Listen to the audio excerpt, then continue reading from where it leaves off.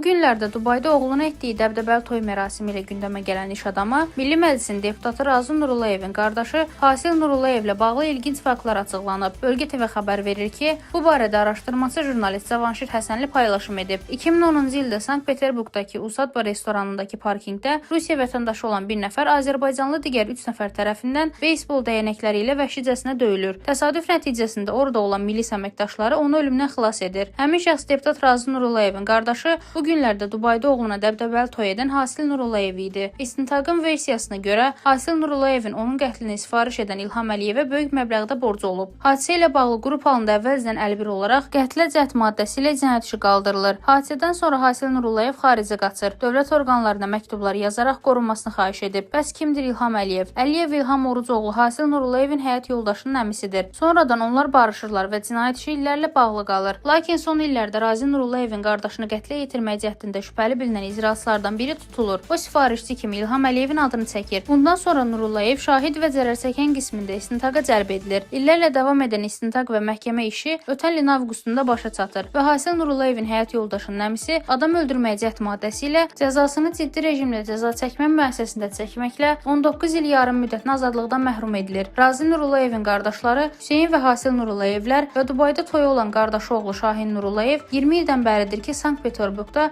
əmlak və tikinti bizneslə məşğuldurlar. Perspektiva, Alternativa, Elizaveta, Orion, Munir, Olimp Finans, Asset, Yabloko, Avropa, Merkuri, Şans, RİK kimi çoxsaylı şirkətlərə sahibdirlər. Deputatın biznesmen qardaşı ilə bağlı digər maraqlı faktı isə onun Vladimir Jirinovskinin lideri olduğu Liberal Demokrat Partiyası ilə əlaqələrin olmasıdır. Belə ki, Vladimir Jirinovskinin lideri olduğu Liberal Demokrat Partiyası 2018-ci ilin yayında Milli Cəbhə Partiyasının sədri, Milli Məclisin deputatı Razi Nurullayevin qardaşı Nurullayev Hüseyn Qulaməli oğlunun yerli bələdiyyə seçkilərində namizədliyini irəli sürübmüş. Rəna Rövşənqızı, Bölgə TV.